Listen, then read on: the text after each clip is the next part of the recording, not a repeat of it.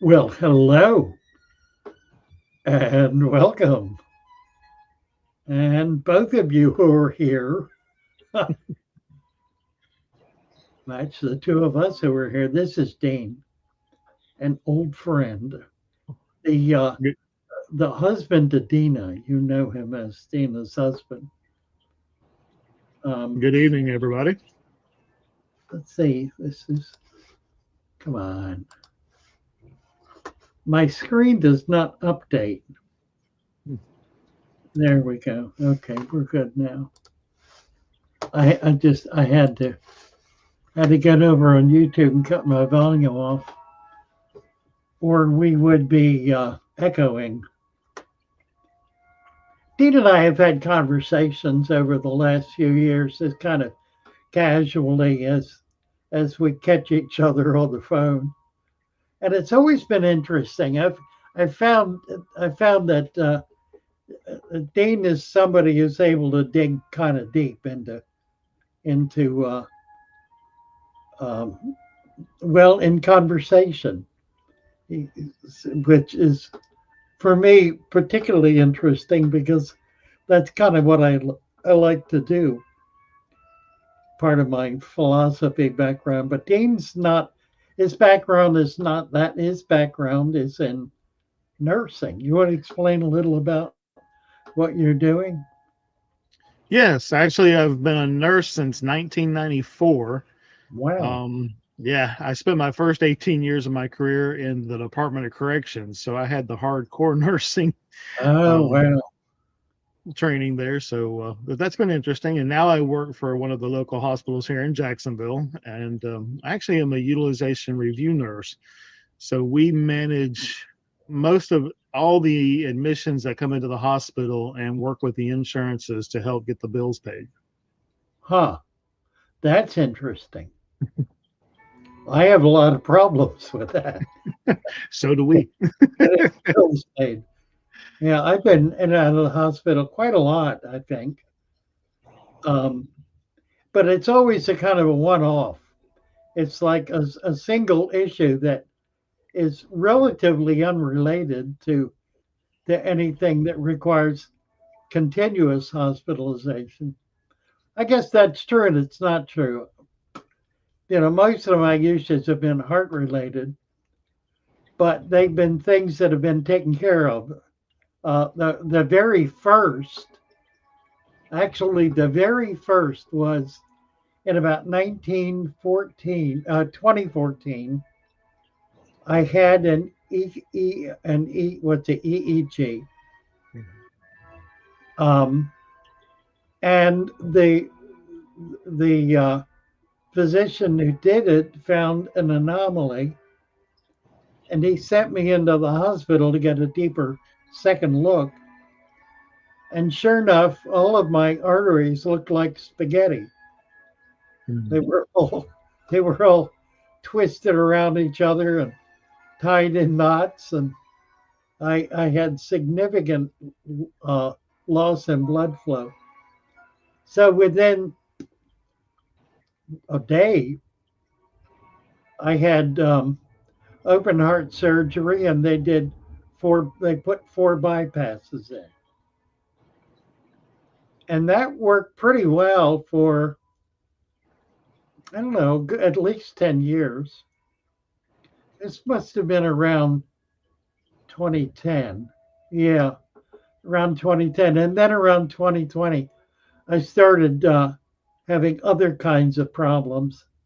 And the first one was I um, I woke up one morning and I could barely move.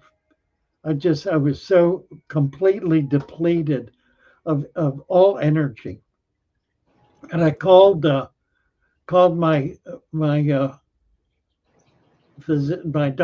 heart doctor, and they got me in, and it turns out my heart rate was down to about 50. My heart had just slowed down to the point where it was taking a real deep rest.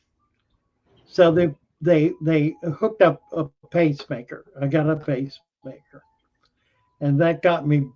bumped back up. After that, I had a series of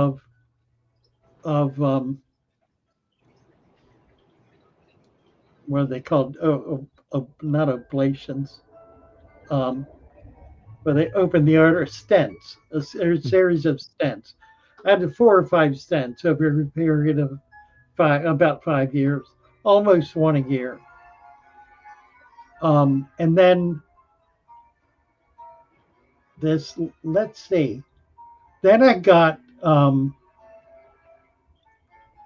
defib, AFib.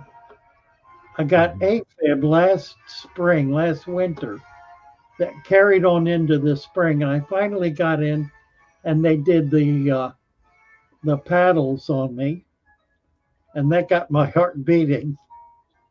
That was around April, and then this fall, I started getting really exhausted again, and they went in and they looked and they discovered that one side of my heart was only putting out at about,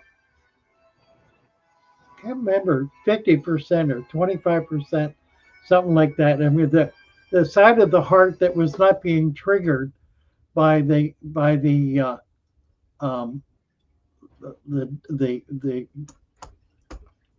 what's it called? This thing, The what pacemaker. the pacemaker, right? It was a single trigger. It triggered one half of my heart, and the other half was getting weaker and weaker. So then they put this new pacemaker in that triggers both sides of the heart. And that's working really well. I mean, each time I've come away from these procedures feeling a whole lot better and a whole lot stronger and a whole lot healthier. And then it just kind of does one of these over a period of a year or two or three. It just kind of goes down again. I talked to my doctor about that, and he said, "Well, you have a condition in which your arteries are diseased and they close up, and we're going to reach a point where we're not going to be able to do anything about it because there won't be any left to work on." So I don't know what happens then, but right now I'm doing pretty good. I'm feeling good. I'm losing weight. I'm a lot more active. I'm not exhausted all the time. In fact, I'm really not exhausted at all.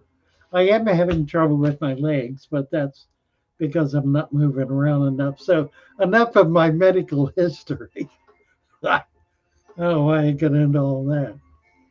Because I'm talking to a nurse, I guess. I don't know. Any, I have an affinity to medical professionals. It saved my life any number of times, no question about it. I mean, I'm 80. How old am I? 85. I'm 85, and I'm Mm-hmm. doing pretty well, I think, for 85. Most people say I don't look 85, mainly because of the beard, I think. But I'm active. My mind's not badly affected. I lose words. You've seen some of that as I've been talking. The things that just don't click as quickly as they should. There's probably something I can do about that, some supplement I can take or whatever, but I really haven't. I've got so many now. I'm on like 9 different medications, prescriptive medications. So I'm dealing with that, and I've cut my supplements way back. I do iron, vitamin B, vitamin D, and zinc. And that's Mm-hmm. about it. I don't do anything else. Anyway, so this the function here is not to talk about Father Fish's health, scintillating though that may be.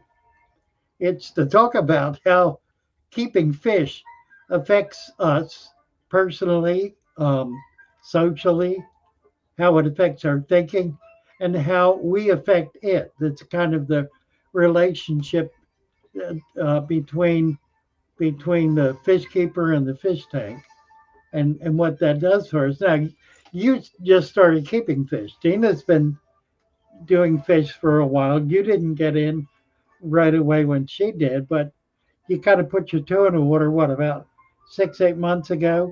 Has it been that So recently? she started around January of 23.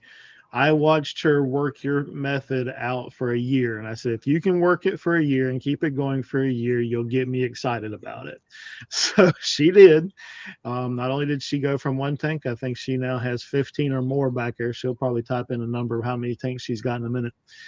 So I had her get me the setup last year for that was my Christmas. So now I'm up to 2 tanks actually now. Oh, nice. Well, she's taken over the show and tell, and Yes, that's her and one Brenda of have done yeah, a great at lot of that. yeah, a lot of the folks have stayed on it, Hmm. and are still enjoying it.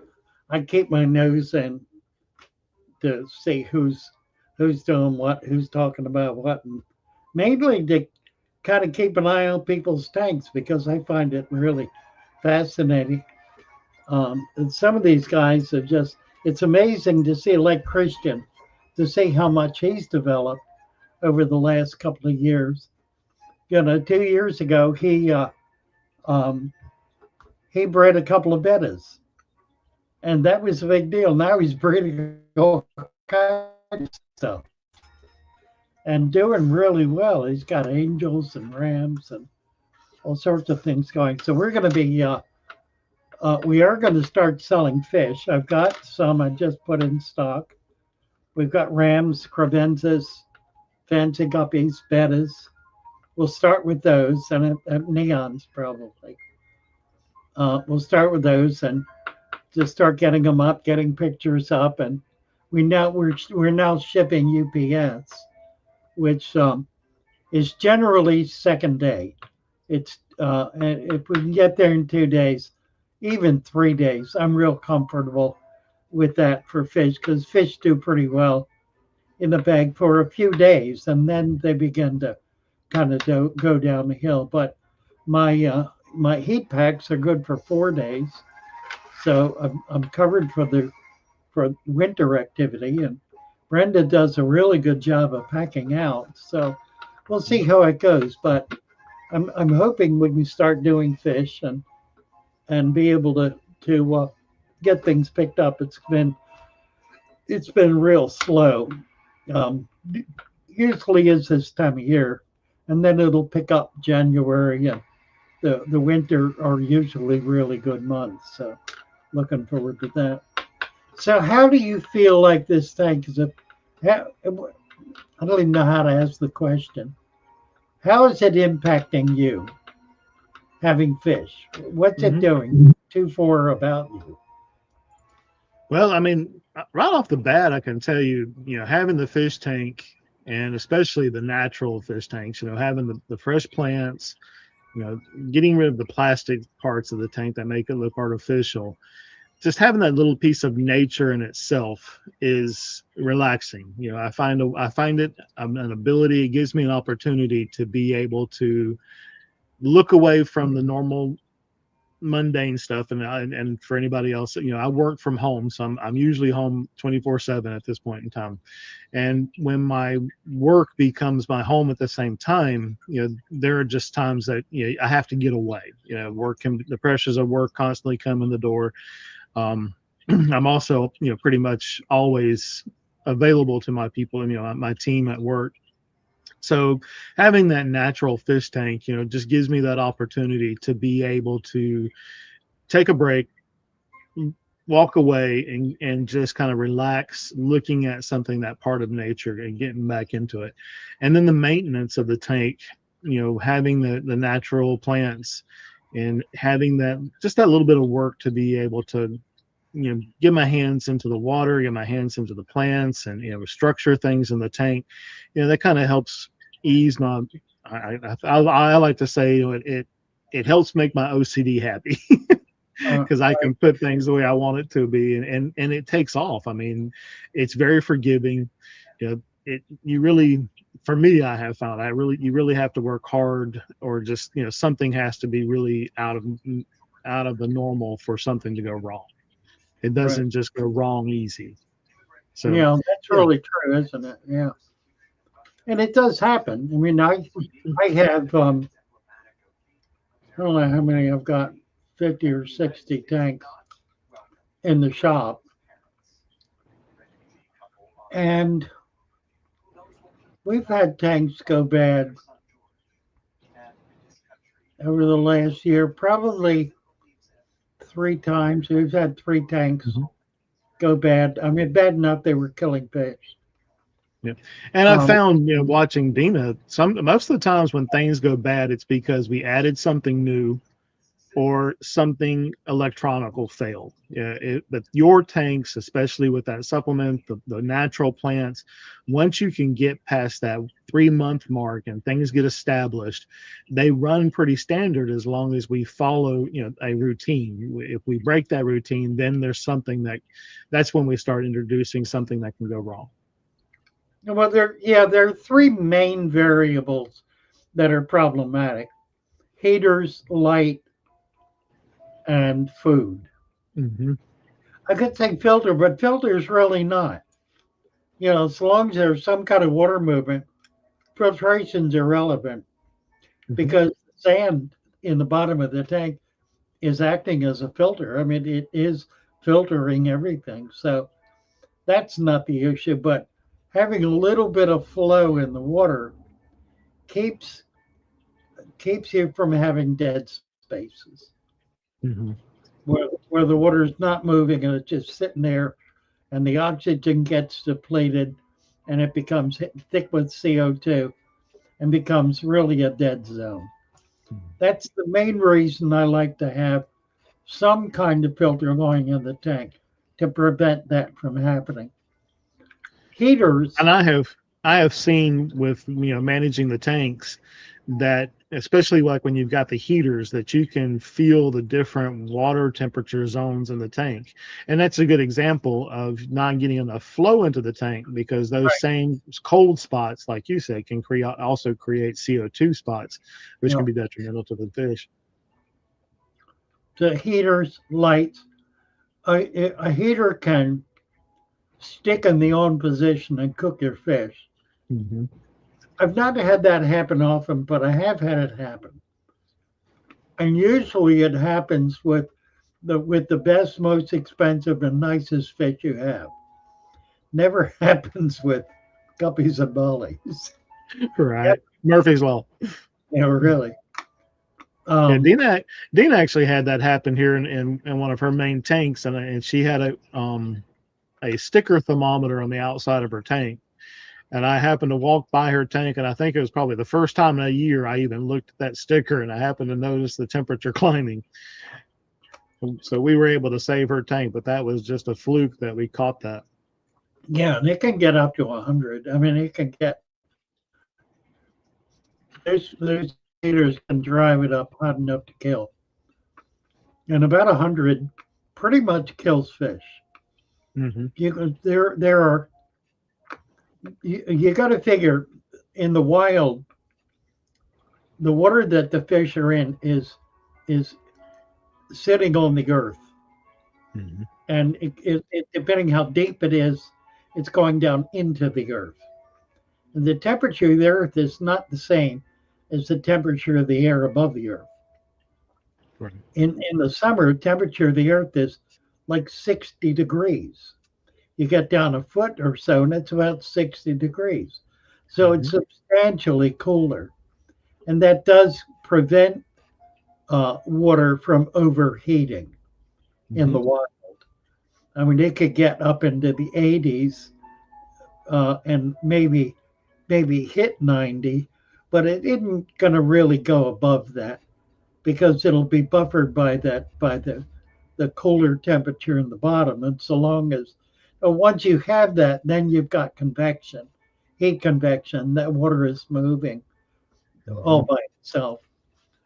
The other issue is light, and the problem with light is too little of it kills plants, and too much of it creates algae. Hmm. So you gotta find a balance, and it's a balancing act. I mean, there's no formula for it. People always want to know, well, what size light should I put on the tank? And there's really no answer to that.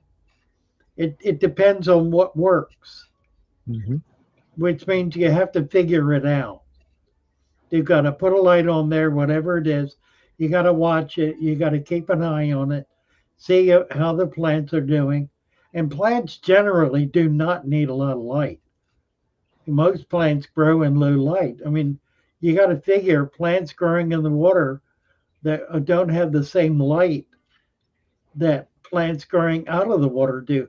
That's why all the stem plants, their their their first goal in life is to get the top of their heads above the water, to grow out of the water, because when they're out of the water, they've got better access to air and to light, and they just grow much better.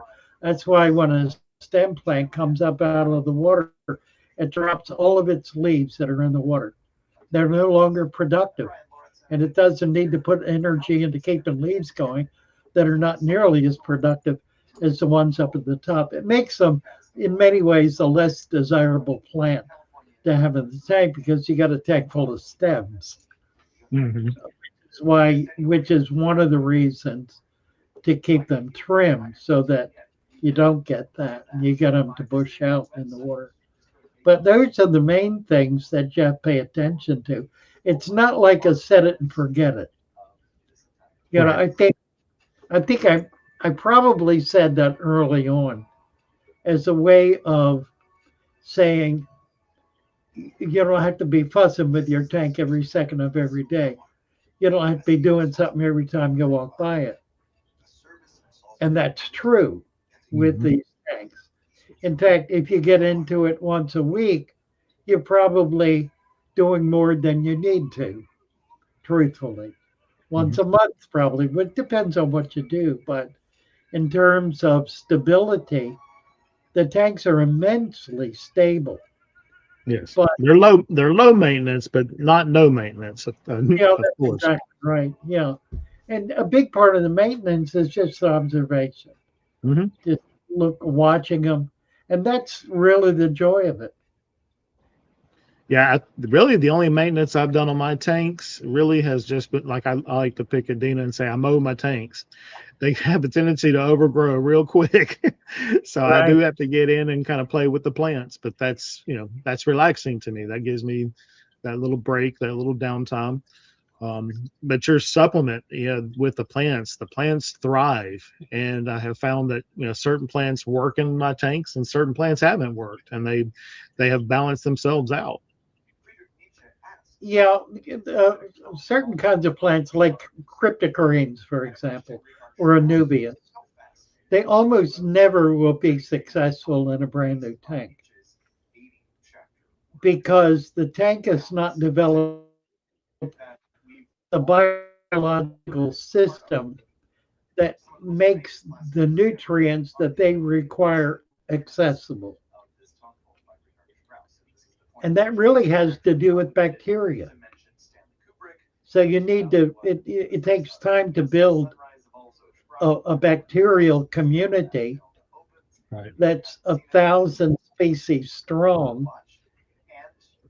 and that's able to respond to the hormonal activity of the plant when it's asking the bacteria to make something because it's like it's like the plant sends out signals that are specific to certain kinds of bacteria. It triggers those bacteria and they then do what they do best, which is to reduce, oddly enough, precisely the nutrient that the plant needs at that stage in its development. And this is why um, any kind of fertilizer is completely ineffective because it may spur it may cause a plant to leaf or it may cause it to fruit, but it doesn't allow it to do anything else. And it overwhelms the biology of the system to prevent the development of the kind of nutrients the plant needs to grow stems, for example. For it to thrive, it has to have more of that blend of nature. And like you said, the bacteria, the nutrients that can only come from the progression of nature itself. I can tell you, thanks to Dina, when I did my tank, we kind of gave it a jump start, and I stole her biofilter from her old tank and put it in my new one. We changed them out so that I had that kind of injection of the biofilm directly into a new tank. Yeah, and that's a big deal. That's part of the reason I've been um, encouraging people to collect culture from the wild and bring it in and put it in their tank. And what's funny about that is that it flies in the face of what we're being told we ought to do, which is to keep nature out of the tank. In fact, the big complaint or criticism of my system is people who say you can't have a natural tank. That's impossible. You're not outdoors. As though the laws of nature didn't apply everywhere. Mm-hmm. You know, if the laws of nature don't apply in your fish tank, exactly what laws do? Is that the laws of Mars or Venus? I mean, really, Really? it's it's this it's the same environment. It's just a different aspect of that environment. And I think that's one of the things that you learn doing this is that there's no gap. We're not separated from nature. We're not we're not living in our little homes and nature is outside and everything is sterile and soapy and whatnot inside. Mm-hmm. There's as much nature going on in our house and in our own bodies as there is going on outside the door. Mm-hmm. It's the same world. And I think that's part of what we experience with these tanks, which is a kind of an intuitive understanding that we are natural creatures ourselves, Mm-hmm. and everything we do functions according to the principles and laws and aspects of nature. And that's really probably the answer to the question, why do we like this? And I think the reason we like it, I think the reason we enjoy it is because it allows us to see who we really are in the world, in on the earth, and what our role is and what we're doing, that we're just part of all this. We're not apart from it. I don't Mm-hmm. know. No, it's definitely a good reminder that there's more things out there than the four walls that we live in. And it's a reminder of just how marvelous that this universe and this earth is created, the way that the fish can live in the water, the way they interact, the interaction from down to the soil, to the snails, back to the fish, and the cycle that it's in. And kind of like you were saying with the bodies, and of course this is where my brain goes because of my medical background, but even our bodies, our gut is full with bacteria, but some of it's healthy, most of it's healthy. That's the way our bodies are designed. It's a cycle that is all the way down to the microscopic level, and our bodies work like that. The fish tanks work like that. It's just the way that God has created this whole process for everything to be down to that molecular structure. Yeah, it's interesting. I was just thinking about um, a new chip that Google has tested that has got the scientists freaked out because it's performing at a level astoundingly beyond the level of any other chip, and it's giving back data that that that we don't have the ability to understand. And they're freaked out because they think that that they've gotten in touch with another world. Whereas what they will discover is that they've gotten in touch with a part of the world they didn't know existed. And that happens all the time, doesn't it? Yes. I mean, that's really what the fish tank is. It's Hmm. we see things that we didn't even know were real. I've got a pair of fish right now, so the waro. I've had them for a couple of years. I've had waro on and off, golly, for 40 years, I guess. The first ones I ever saw blew my socks off. There was a fellow, Jeff Campbell, who taught at the Putney School in Putney, Vermont.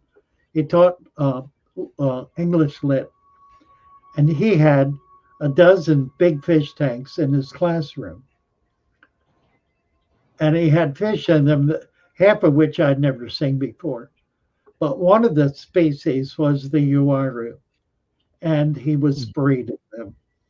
And it just totally blew me away. So I have now bred them for the second or third time in my life. And I've got babies that are now a week old. And I'm enormously excited about it. And one of the things that's unique about these babies is their first meals up until they're almost half an inch old is the slime coat on their mother. They literally, get this, these fish literally grow on mother's milk, fish milk, if you will, Oh, wow. which is now they don't feed on the father, they feed on the mother, which says to me that she's producing something unique that he's not able to produce, that's more nutritional, obviously, because the fish are growing. They've doubled in size, more than doubled in a week. They've nearly tripled. In a week, they were like tiny slivers, and now they're almost quarter of an inch long, and there are at least 100 of them. So it's Wow. phenomenally exciting, utterly fascinating to see things that I never knew. I mean, I've known Mhm. that for a while, but that are really brand new. And that's the other thing that happens with the fish tank. We see things for the first time ever. We Mhm. see things happening that we never knew occurred. And that can only happen if there's an effort to give the fish and the plants a, a more natural place to live. I mean, you're not going to see fish behave normally if they're in a bunch of plastic glass that's full of chemicals. They're just they're going to be too freaked out. They won't be able to function normally. Mhm. But you put them in a tank full of plants with dirt on the bottom, um, that's stable, where you're not changing the water all the time, and you're not dumping chemicals in it. You're feeding them a decent quality food. You're going to see them behave in ways that are not just natural, but that are utterly fascinating. They'll do Mhm. things you never knew were real. And I was just thinking, you were talking about the chemicals and things that the plants and that you have to continue to use when you're maintaining these tanks. And I think it's interesting how much nature actually tries to fight back to reclaim itself. And the reason why those sterile tanks require so much more work is because you're literally trying to fight nature itself as Yeah, nature's trying to exactly right. reclaim the tank. Yeah, that's exactly right. And you're creating, if you've got a bear tank that's heavily dosed with chemicals, Mhm. and there are guys in the fish fam who are absolutely devoted to doing that. They have a gravel tank or a bear tank, and they're dosing with chemicals daily, particularly the saltwater guys. I mean, they're doing it.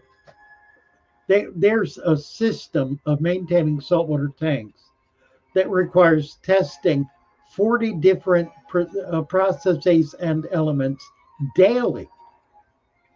I mean, you spend hours every day testing your water and doing these little one drop additives. It's utterly insane. And they do that in order to be able to maintain what they consider to be an absolutely perfect environment. And the truth is, it works until it doesn't. I mean, these systems can be so refined and so sophisticated that if your OPD is running at 100%, you're going to be able to keep up with it, and you'll be able to keep it going until you can't. And when you can't, it'll crash and burn. Whereas with a natural tank, it doesn't crash and burn when you walk away from it. If anything, it becomes more stable. It just kind of gets into its groove. Yeah. You know, nature does not require constant innovation and constant interference in order to sustain itself. In fact, the interference is either terrible storms or some kind of natural catastrophe that throws the whole thing out of whack. Or you have to take the time then to get back in balance, or human or other kind of intrusion that breaks down the system. But it's not the natural process that breaks down the system. It just never is. Right. Nature is not its own worst enemy. Nature is its own best friend. And when we can see that and understand that and be at one with that, then we're in a place where we understand what ecology means. We understand what living naturally means. We understand what protecting nature means. And it doesn't mean all of the things that the various political movements would have us believe it means, like CO2 and carbon. CO2 and carbon are fundamental to the health of plants. Fundamental. Yeah. Increasing CO2 and increasing carbon makes the earth greener. That's what it does. It doesn't kill things. It doesn't make things worse. Now, the difficulty here is that people think, oh, CO2 and carbon, if that's all I've got in my in my environment, I'm going to get sick, and you will, because you can't live without the plants that deal with those things. You're creating waste all the time. What happens to it? The plants get it. You create CO2. The plants get it. It's a nutrient for plants. You can't have plants without animals. You can't have animals without plants. You just can't. Figure that out. Which came first, plants or animals? Neither came first. They came together. Yeah. It's all part of the cycle. Yeah, right? Like you said, the plants. Yeah, right. And then that, and the bacteria created the foundation because it was creating the all of the nutrients that both plants and animals need. And once that was in place, then they both occurred. They had to occur simultaneously. They could not have occurred separately because they require each other. It's like sex. It's that kind of absolute connection. And you can't break it. If you break it, one or the other are both. Yeah. I don't know if you were up for questions tonight, but Do You Love It has asked a couple of times about, says he put regular white pool filter sand in his tank, and then the top of the sand is turning a light brown. Do you have any ideas or thoughts on that? Well, it could be a number of things. It's probably um, an aerobic bacteria, what's it called, a dinoflagellate. I can't think of the right word. Um, it's it's a bacterial plant that's growing, and it usually is a function of excess nutrients, excess nitrogen or nitrate, rather, to be specific. So you've got probably not enough plants in the tank because the plants will absorb that nitrate um, before any of the algae can do so. It's a form of algae. My old brain doesn't think as well as it used to, and I can't think of what it's called. But it's a bacterial algae, uh, and it can become a problem. But in it's a bigger problem in saltwater tanks than in freshwater, because in a saltwater tank you usually don't have adequate vegetation. But in freshwater tanks, it's a lot easier to do that, to have adequate vegetation. That's why in a saltwater tank, I like to have macroalgae, because macroalgae will become they can become very dense in the tank, but they're doing that because they're absorbing all of the nitrates that are being created by all the animals that are living in it. And saltwater has a lot more animals in it than freshwater does, but it's also got other ways of being able to absorb it. Coral, for example. Coral is an animal and a plant living together. The plant is an algae, and there are a lot of different kinds of algae, but they actually are living inside the coral, and they're consuming the waste that the coral pumps in and creating sugars to feed the coral. So they have this interdependency where the algae cannot survive outside the coral. That's where it's protected, and the coral feeds it, and it returns nutrients to the coral. 90% plus of the food that most coral require to survive comes from the algae living inside them. And that's what the color of the coral is. The color is actually the algae in the coral. So there, again, another example of how plants and animals are inextricably linked to each other, to the point where neither can survive without the other. Um, that's what is that stuff called? Somebody ought to have it. Cyano, thank you. Joe has it. Cyano. It's a cyanobacteria. In freshwater, it's rarely a problem. If you let it go, it'll cover everything and wind up suffocating plants. But it's pretty easy to control. Usually, it's too much light, overfeeding, and not enough plants. So if you cut back on the light, feed less, and add more plants, it'll control it. And eventually it'll just disappear because it stands in line to eat.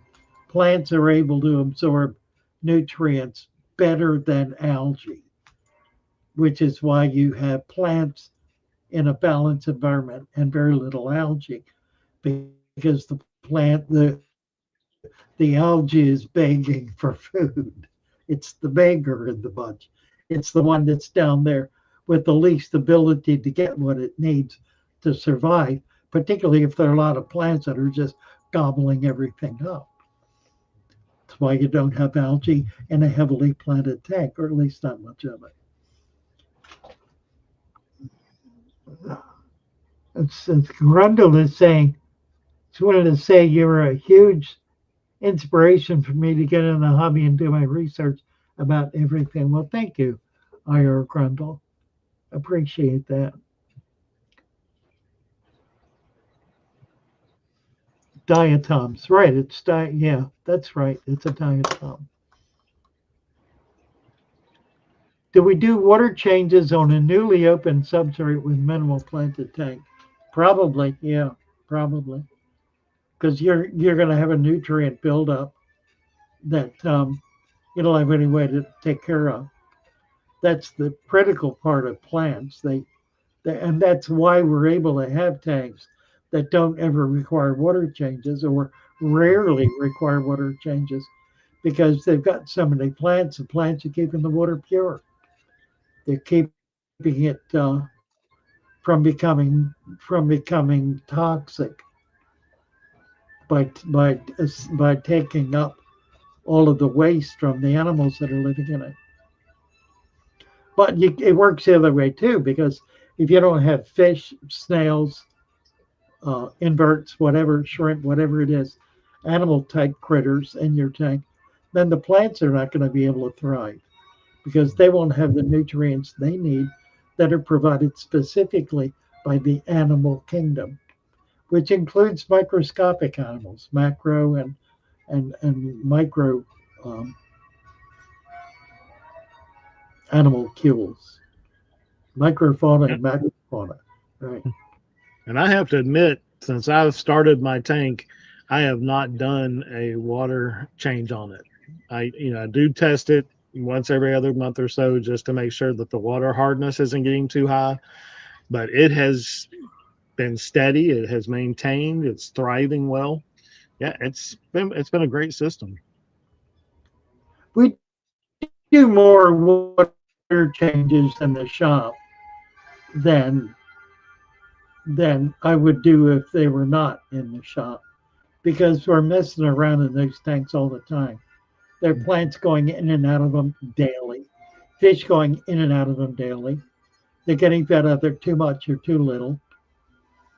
So they're not they're kind of too many hens in the pot, and it really has to be that way in order to be able to keep it going because we're running a business. But it's amazing how well balanced they are and how stable they really are. I mean, I've got probably one tank right now that has cloudy water, and it's been that way for a few days. And I think, frankly, it's because there are not enough fish in it. We sold most of the fish in that tank, and we still fed at about the same level, probably.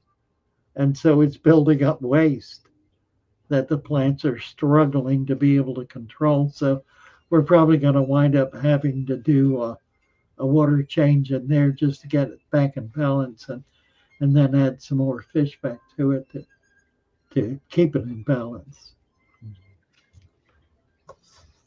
What else is going on here? Alancia 2791 asked any tip for reducing water hardness only?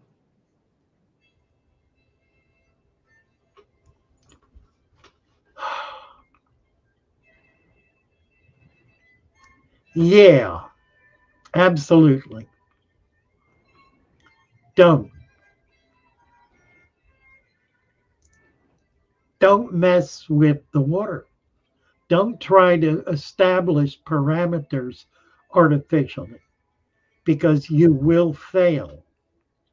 All you really will be doing is keeping it out of balance continuously. Because the more you put in there to change the balance, the more imbalanced you make it. And you don't know where it is at any given moment in time in order to be able to put the right amount in to keep it absolutely stable. Let it stabilize wherever it is. And if there's certain fish that can't live in that, then decide to keep a different tank with different water. But don't try to change the water to meet the needs of the fish or the plants for that matter. Let determine decide the kind of plants and animals you want based on their ability to be happy in the water you have. Mhm. And again, the reason is that no amount of COPD is going to allow you to maintain an absolute balance with the addition of supplements. You're Mhm. just not that good. Nobody is that good. You're not down there on the molecular level.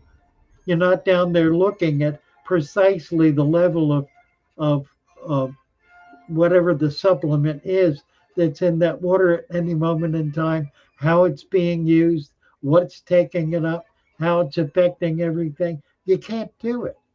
All you do is create chaos. You're throwing stuff in, throwing it out of whack. It changes to something else, and then it comes back to what it was. So you throw more in.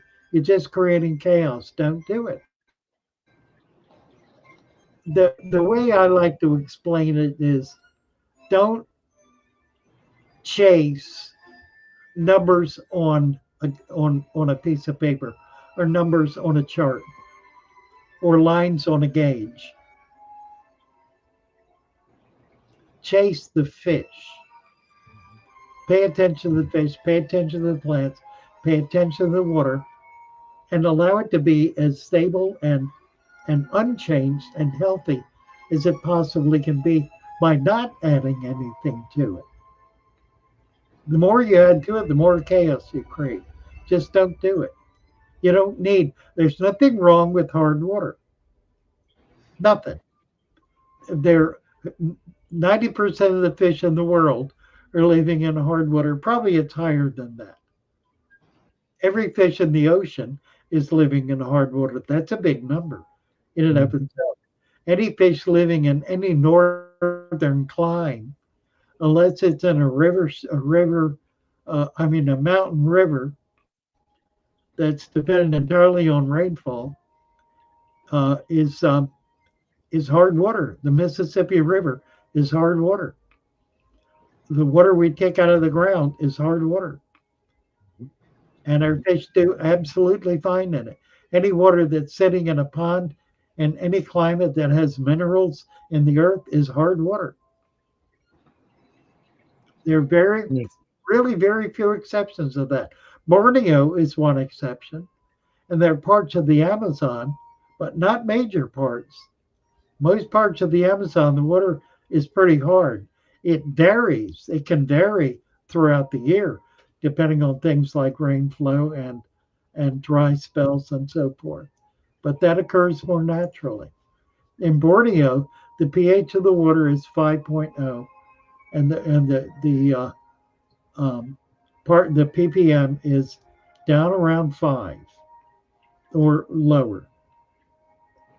Yet there are fish living there that over about 10 generations of breeding them in moderately hard water, are managing now to survive, to spawn, and to live fruitfully and happily in hard alkaline water.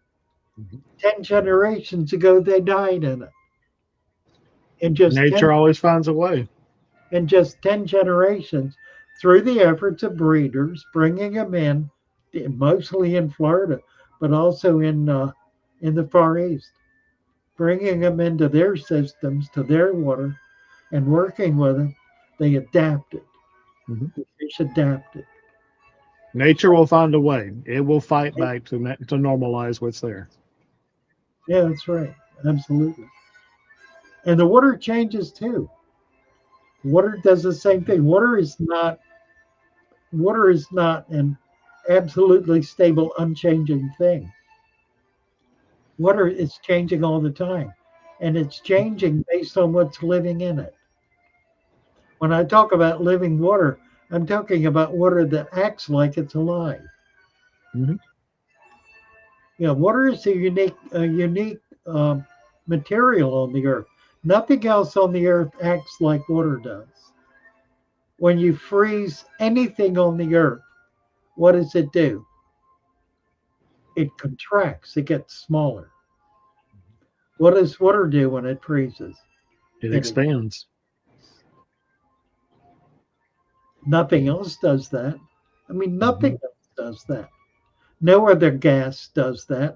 Nothing that naturally exists as a liquid or a gas does that. Only water does that. Hmm. And think about it. If water did not do that, if it froze from the bottom up, nothing would be able to live in it. Hmm. Or if it did, it would be able to live in ice because the ice would be on the bottom. So water is there's a lot of research going on in water with water, and some of it's really groundbreaking. They're discovering things about the water molecule that just don't make sense. A water molecule is not a stable, absolute, definitive thing that never changes. There are all sorts of water molecule structures that are unique from each other that just don't act like the three the one hydrogen, two oxygen molecules when they're frozen act differently than they do when they're liquid. Hmm. And they act differently based on where they are on the ice or in the ice. Molecules that are on the ice form tripods. No, they form two legs, which is what causes the ice to be slippery because they can't balance. They're rolling essentially. The ice is not slippery because it's melting. It's slippery because the molecules are not stable.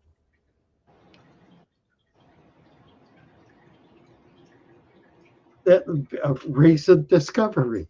You know, I say this kind of thing to some people on the fish in the fish farm, and they say, there goes Father Fish being insane again, saying stupid things." Well, sorry, do the research. Hmm. I'm No, reading. you're sharing the scientific knowledge that you've been reading and studying. You're trying to Well, offer that piece of knowledge. I'm reading. I'm reading the results of scientific research Hmm. daily, all the time. It's a reason I've been able to do things like the food web. Nobody else in in the last 100 years. Well, that's not quite true.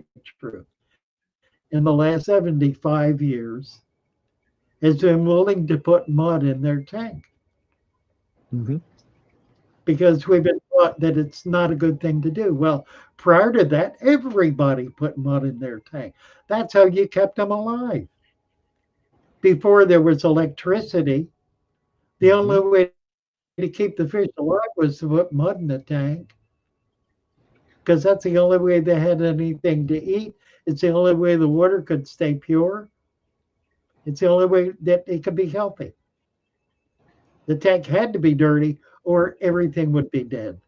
And then we decided to be clean, that everything had to be clean. And that created an environment in which 90% of the people who set up a fish tank fail and they fail and they fail. About the third time they fail, the tank's out on the street and they swear they'll never do it again because they're so frustrated and fed up with what they've been told they had to do. Because what they've been told they had to do was buy a lot of chemicals. First, buy a lot of chemicals. You have to have a lot of chemicals. How many stores tell you that? All of them. You buy a lot of chemicals and you dump the chemicals in the water because that makes the water safe for fish. It does no such thing. It makes the water dangerous for fish, but it sells. Now, unfortunately, what this has done to the industry is create a marketing strategy that's aimed at the first time buyer. The first time buyer is in the store 2 to 3, upwards of 4 times in the first 2 months. And after that, they never come back, or at least not for a year or more. And the reason is they either have failed completely or they've succeeded. And if they succeeded, they don't need to come buy anything else because they've got what they need. They have a stable tank. And if they failed, they're fed up with it. 90% get fed up with it. With the father fish system, 90%, actually, it's closer to 100%, but I'll take 90%, succeed Mhm. the first time, the very first time they set up a tank. Every one of you here have had that experience virtually. And it's not because we're doing something weird, although it's weird based on what we're being told. It's because we're doing something traditional, something that has always been done, something that nature does itself. You don't need to be a scientist to understand that. In Mhm. fact, being a scientist can really get in the way because you get all involved in the science of something and try to figure things out, and then you start taking advice from people who want to apply the scientific method, and you wind up causing problems. I think the best you can do is keep the science out of your tank. Let nature be in your tank. Use science to try to understand what's happening, not to try to set it up and control it. Science doesn't control it. Science studies it. That's the function of science, not to make it better, to understand it. Mhm. That's a hard lesson. Divles Cartel asks if there's any advice on blackbeard algae. Yeah, there is. There really is. The best thing to do about blackbeard algae is to watch it, look at it, study it, learn to appreciate it, enjoy it, fall in love with it, and it'll disappear. It's a faithless lover. It's not ever permanent. It's there because you have very high nitrate levels, but it's its own worst enemy because it'll absorb the nitrates down to the point where it can't survive. And that's what happens. You'll have it and then you won't have it. And you'll have it long enough that you won't miss it when it's gone right away. And you think back, oh, what happened to the blackbeard algae? It's been gone for a month or 3 months or whatever. You just didn't, you stopped noticing it. It's harmless. It grows on dead leaves, on the dead and dying leaves of plants. It does not grow on new growth. It'll grow on hardscape. It'll grow on your sand, but it won't grow on new plant growth. And so it's not anything that you need to worry about. If you want to control it more quickly, reduce the nitrate level. Stop overfeeding. It's a function of overfeeding, plain and simple. Would any wind call? What is that?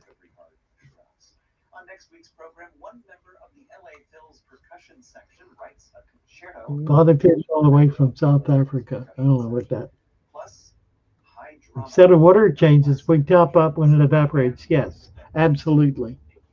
Now we have a situation where we've got a couple of tanks that don't have lids on them, and we keep the fish store warm. It's 75 to 78 degrees, and it's dry heat. It's electric heat. So we get a high proportion of evaporation on those tanks that are not covered. We have plastic covers, very light, the rippled plastic covers on everything, and it works brilliantly.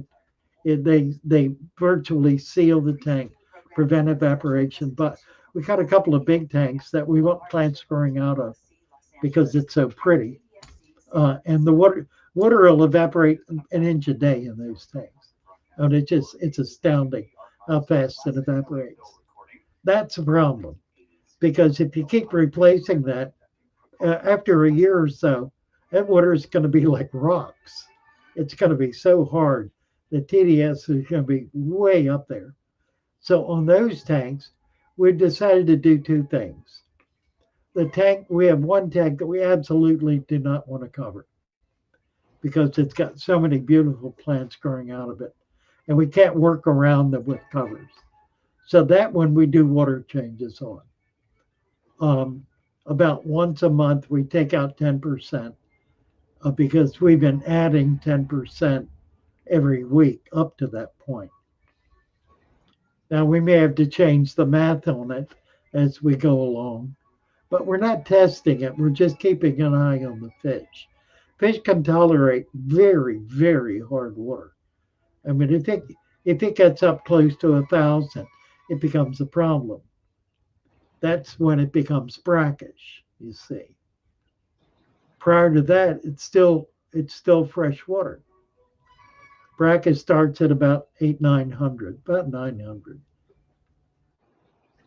And there are fish that won't survive in brackish water. That's what salt water is. It's water with very high TDS, total dissolved solids. That's all it is. The only difference between salt water and fresh water is the total dissolved solids in salt water. They're higher than they are in fresh water. There's no other difference. Oh, there are differences in what's living in it based on the environment that's created, but the water itself, that's the only difference. So they're fish that can survive.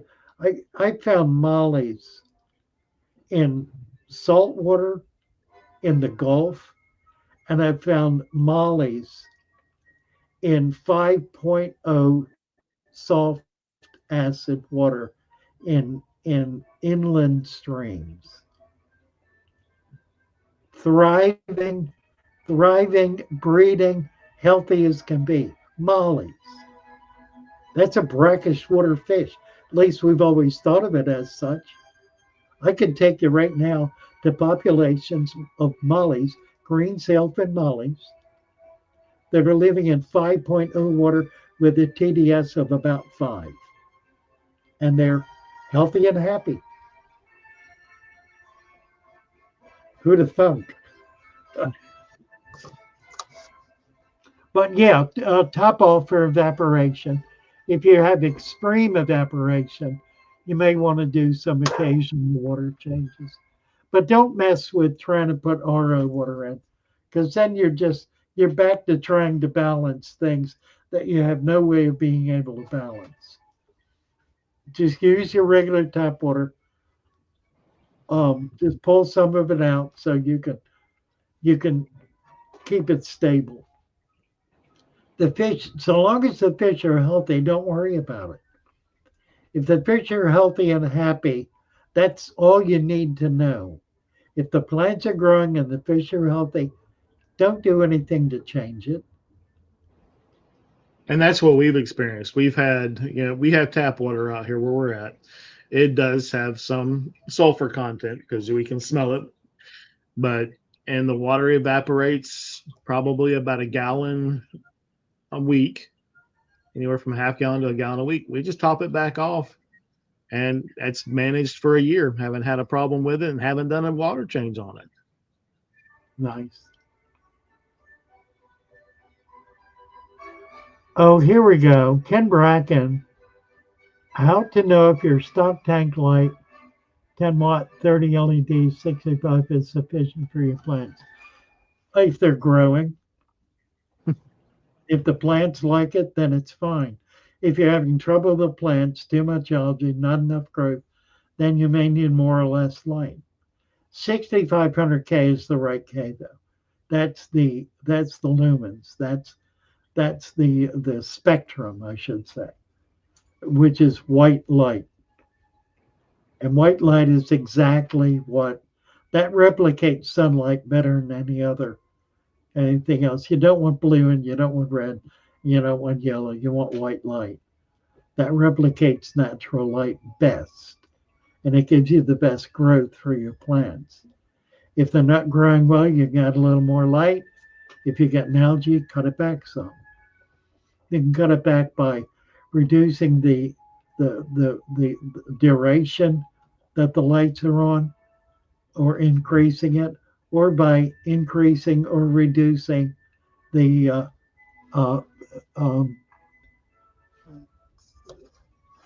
the power of the light, the wattage. Generally, I do 100-watt lights, but then most of my tanks are big tanks. My 10-gallon tanks, I use strip lights. They're 60-watt strip lights, but they're 4 feet long, and they cover like 2.5 tanks, or 3 tanks, whatever. It's 48 inches. Yeah, 3 10-gallon tanks, and it's adequate light for 3 10-gallon tanks, and works just fine. There's never really a problem with it. So just, you can play with the lights if you're not getting the results you want. Increase the light, decrease the light, increase the wattage, decrease the wattage, that kind of thing.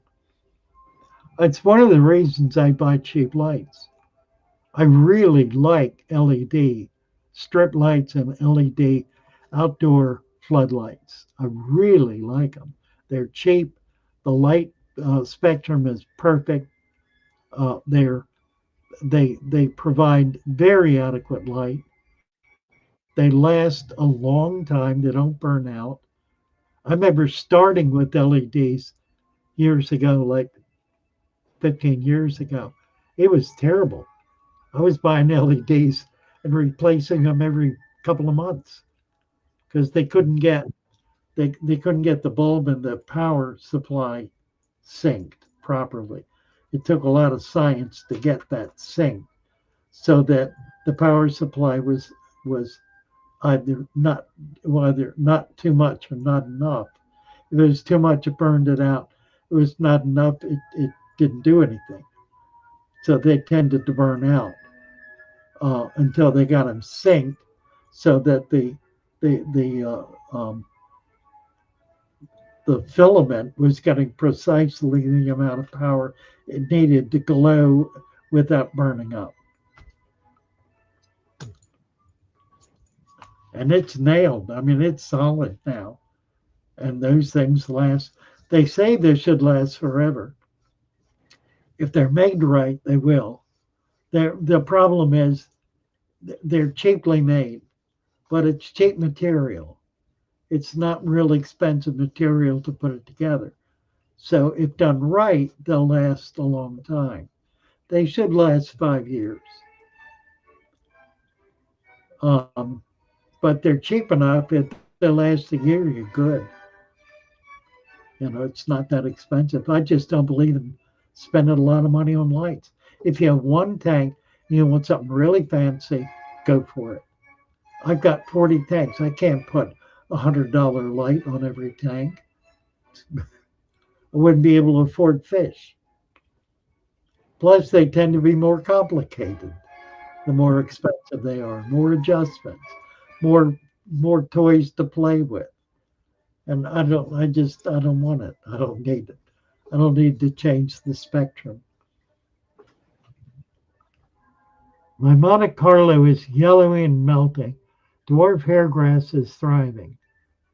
It's a newly cycled, very low tech tank without CO2. Well, it does have CO2. It doesn't have artificial CO2, which means it has more CO2 than it would if you had artificial CO2 going in it. So it's got CO2. What it doesn't have is the nutrients that the Monte Carlo requires. Monte Carlo requires a high level of nutrient in the top half inch of the substrate. If you've got a deep substrate capped with sand, you don't have any nutrients in that top half inch, and you're not gonna for at least 6 months until the precipitants build it up. At that point, you'll be able to grow Monte Carlo like a weed, but you can't do it in the new tank. It's not CO2 that's the issue, it's nutrients. CO2 is only one of many, many nutrients. You need a balance of 100, 200, 500 different nutrients. We don't test for them all. We don't. We test for a half a dozen things. Half a dozen things. Half a dozen nutrients is a starvation diet for any plant. It requires hundreds, if not thousands, of nutrients all working together. How do you get there? It takes time to build. You got to give it time to build. There are certain plants that'll do well at the beginning, other plants that will not do well at the beginning. 6 months in, a year in, they'll do really well because the substrate will have built up the nutrients that it needs. The water will have aged properly. Everything will be right for it. You're not going to be able to grow everything right away. Don't try. Get the stuff that you know will do well. The stem plants, Vallisneria, are gangbusters. You know, uh, duckweed, although I hate duckweed, will usually do well because you'll get nutrients in the water column. Guppy grass, any of that kind of stuff is going to do well because it's feeding on the water column, not on the substrate. Substrate, with that inch of sand, it takes time to build it up. That's a very good reason to put a food web in there, to put leaves in, because that builds up that substrate much more quickly. And by bringing micro and macro fauna in, that bacteria, the little algae and micro fauna, macro fauna, that builds it up much quicker because that provides something to break down those leaves to be able to create the nutrients. There's been a lot of discussion over the years. I started doing the food web kind of late on, so I've only been doing it a couple of years. And it's because I really wasn't aware of its importance until I started following some of the work, the research that's being done in farming, in the farming industry, in creating natural soils. And I found that fascinating. And one of the things that they discovered very quickly is that organics, the organic living material, like algae and fauna and flora, need to be in that soil in order for it to be healthy. Well, how do we do that in the fish tank? You go get it. You go out to a well-aged pond or creek and you collect it and you bring it back and you put it in your tank. And there may be one or two things in there that are weird, but they're big enough to find. You can take them out. But basically, what you're doing is you're kick-starting that system with the nutrients and the biology that it needs in order to be a healthy, balanced environment. That'll happen anyway. It'll just take years, but it'll happen. It'll happen all by itself. You don't need to do that. It'll take 2 to 5 years to get that way all by itself because things will come in through the air, through stuff coming in, through whatever you're doing on your hands, putting your hands in the water. That brings life into the tank. Whatever's on your hands gets in the water. And who knows what you've been playing with? Could be something wonderful or not. What else is here? Kelvin is the unit of the color temperature. Right. Expansive lights are more expensive lights are more complicated. Yeah, it is a learning curve with it. How to grow pennyworth. Pennyworth is a stem plant, if I'm not mistaken. It should grow pretty easily. Pennywort. We have a number of pennyworts in our stem pack, and they do pretty well in a new tank. They require some light, and that's one of the plants that really wants to get out of the water. They grow more naturally as a bog plant because they get up in the air where they really can thrive. A lot of stem plants are actually bog plants. They're really not aquatic plants, and you got to get them up. They want to get up out of the water in order to really thrive. So some stem plants are maybe not as desirable as others. Hello, Ian Davies. My koi guppies had another batch of babies. Dana's proud of her koi fish, her koi guppies. Koi guppies. Yeah, we just got a bunch of new guppies in that are pregnant females, so I'm excited about pulling those out and getting them. We need to get some strong populations of things like that. We don't have that. What are we doing time-wise here? Whoa, 9:01. We're at the witching hour, aren't we? We've Yes. run the clock down. Dean, thank you for coming up. I've been blabbering on all evening. Well, thank you for having me, and it's been a pleasure. It's been really fun having you. I so much appreciate you. I want to invite you back. Just we'll talk and we'll get it set up. But I really enjoyed having Dana on with me, and I really enjoy having you on. Thank you. I know Dana's loved it, and she's done very well. You've kind of pushed her out on her own now, and she's got her own thing going. So you've done her really well. She's really doing it too. It's pretty Yes. exciting to watch it. Yeah, and she's growing. That's neat stuff. She'll hit something that'll just go crazy, and that'll give her a lot of. That'll be exciting to see. I'm kind of at the other end of the spectrum right now. I'm gasping for breath. I've had my spurt, and now I'm sort of on a very slow but very gradual downhill slide. So, trying to figure out how to pull it back and get the mojo going again. Well, thank you, Dean. Nice to Thank be you. with all of you guys. Appreciate it. Appreciate you hanging in with us. Merry Christmas, everybody. Yes, absolutely. Next Thursday is Christmas.